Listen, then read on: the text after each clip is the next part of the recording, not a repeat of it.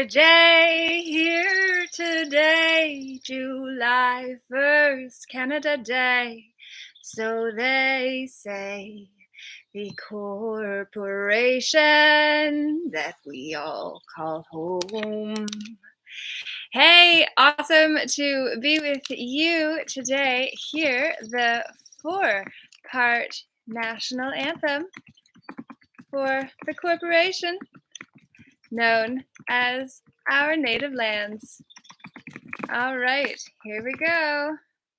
I'm just sharing that over to Facebook and say to you when you watch this review that things are stranger than fiction because we live in a world where things are not what we have been taught.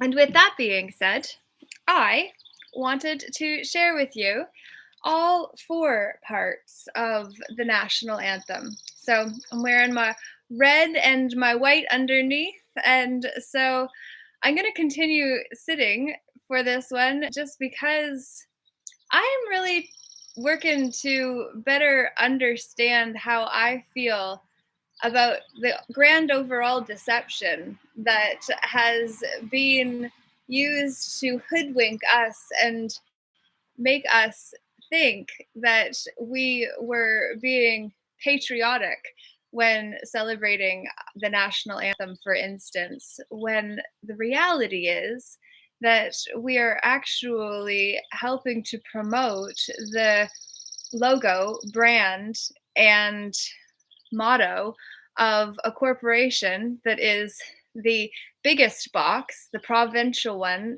underneath of the federal one, and then the municipal one underneath of both of those, which are why the mandates are all on top of one another. And then the corporations, which are the private sector of the public domain, under which all of these de facto governments reign until we claim the right to be lawfully self-governing, which ironically is the week we are on starting tomorrow or on Sunday of the Artist's Way, which we're going to be talking about autonomy, which is the right to self-govern. And I'm going to actually read As a Man Thinketh this week coming as well, because it is short, sweet, and very significant. So if you're not already subscribed to my emails, please make sure that you go to ljeh.ca in order to be part of the reading on As a Man Thinketh. I'm going to also do a few other readings too, including on Sunday as part of the new 12-week series on The Artist's Way by Julia Cameron. I'm going to do a Sunday summaries. So then the chapter reading, I'm going to just do a section summary of that. So I hope that you will choose to join me for that. And without further ado, I want to read to you all 4 of the verses of our national anthem, which is the largest corporation. And if you don't know about the difference between de facto and de jure government, recognize de jure government is of the day, which was created to serve us, which was created by us, for us, and with us. And then it was converted so that now all of these governments are just corporations that have different mandates and rules and policies that the public servants that work for them are bound to, except for the man or woman that we are then converted into citizens or residents, for instance, or persons. And those statuses are in the public section because the government created those terms and therefore owns its creations, compared to man or woman, who, when we maintain our standing without being converted into a status, it's higher than when we take on those statuses that have a lot of weight in this fake world. But the truth is, a status has no standing, because as men and women, we stand. And when we status, we just pose and pretend. And so, oh Canada, Oh, Canada, our home and native land, true patriot love in all thy sons command. With glowing hearts we see thee rise, the true north, strong and free. From far and wide, oh Canada, we stand on guard for thee. God keep our land glorious and free. Oh, Canada, we stand on guard for thee. Oh, Canada, we stand on guard for thee. Verse 2. Oh, Canada, where pines and maples grow, great prairies spread and lordly rivers flow. How dear to us thy broad domain, from east to western sea, thou land to hope for all who toil, thou true north, strong and free. O Canada, beneath thy shining skies, may stalwart sons and gentle maidens rise, to keep thee steadfast through the years, from east to western sea. Our own beloved native land, our true north, strong and free. Ruler supreme, who hearest humble prayer, hold our dominion in thy loving care. Help us to hold, O God, in thee a lasting rich reward, as waiting for the better day we ever stand on guard. As men and women, we must stand on guard as we are, instead of try to pretend to be otherwise. We must stand instead of status, it's true, not be converted to be less than we are, as the man or woman that we natively are. Aboriginal means away or from the original. Don't you see how we have been deceived? I will now get off my soapbox and simply say we must be real on this day as any other. Can you not feel the truth in what I say as I sing it? Truth is resonant. I hope you feel my heart. I send you love this July 1st, and I say it's a new month. So it's time for us to stand on guard as men and women first. Realize those statuses convert us to be other than we originally were, before we accepted a status that made us appear to be more when actually it made us less. This inverted reality makes privates the lowest rank in the military. But did you know that we are strongest in our private capacity? There we go.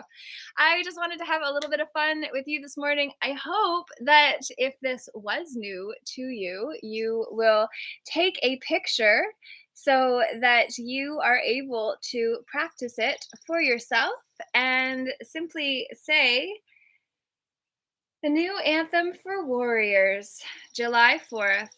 Well, that was wrote a few years ago, and once it's wrote, it's limited, just like the corporations, which are bound by their policies and procedures. Whereas, did you know? This is my last diatribe or diversion.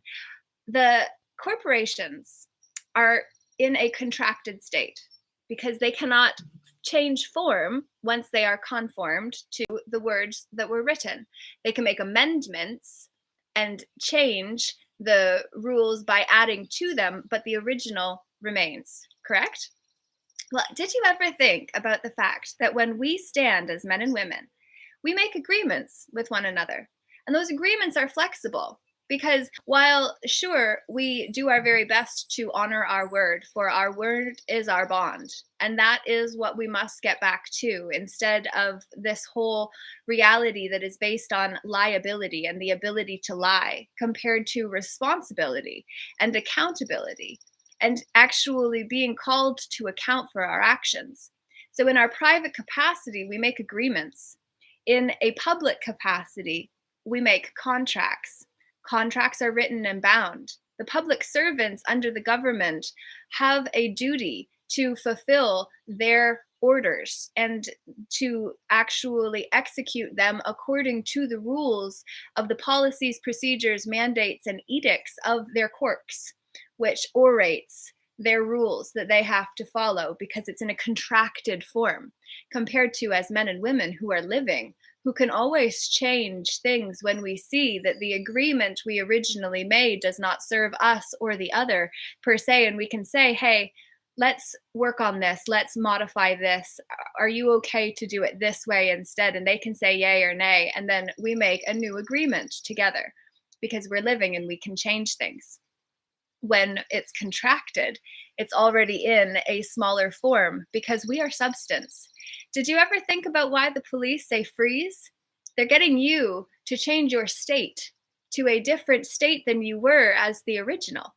So when you freeze, you're contracted, which means you're under their jurisdiction because now you followed their order and you said they have rule over you, who is supreme, when you stand under the creator of us all. And all means the exclusion of none. Therefore, whatever box you put God into, which is just the contracted form of BS that you have bought into and subscribed to, which means you scribe under that BS belief system. When you actually take God out of the box and you stand under the creator of all, the source, grand overall designer, great orchestra director, whatever you want to call the all, when you stand under that as a man or woman, as you were natively created, naturally created, you are actually above the public jurisdiction. Juris being of right or of law, and diction being what is spoke or wrote. And when you stand under the creator of all on common law, which is the unwritten and unlimited law of these lands that we stand on commonly until the seas of liabilities creep in and overshadow the original to make it or away from the original, that is when we no longer stand as we did before we were converted by the con for our consciousness. So that is all I wanted to say. States, which so oftentimes we think of, at least in the United States of America, for instance, all of those states are recognized to be the equivalent of our provinces.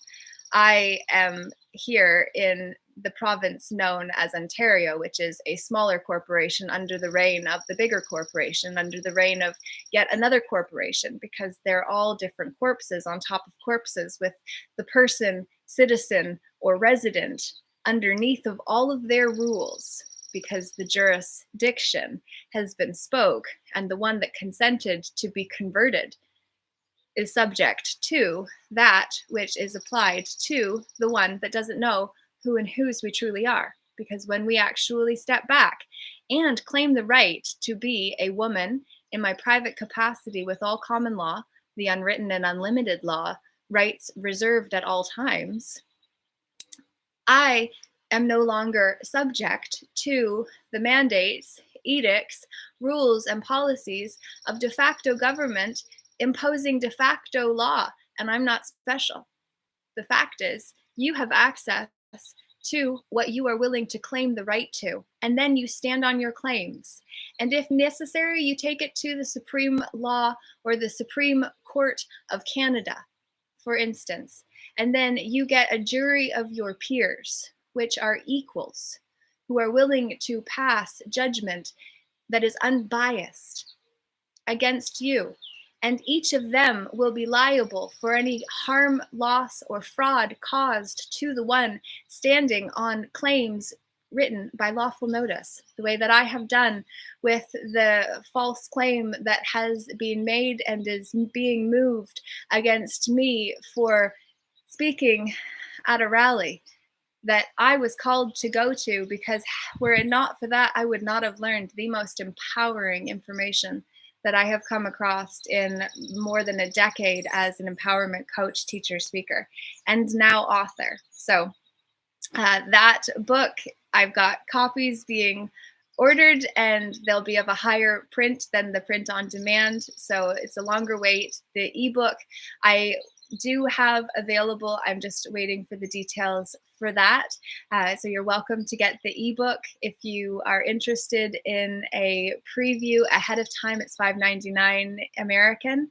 But if you want to wait to actually gain access to a signed copy of a higher quality of Fully Committed, The Sacred Sojourn of Now, I'm going to have copies coming in mid-September. So would love to share that with you and be part of the pre-launch crew, which you can do at ljeh.ca if you have not already subscribed to it. And I hope you enjoyed O Canada this day, July 1st, 2022. What a time in our story, not his. I say, let's take it back and make it ours. That's fact. Lori J, namaste, namago for today.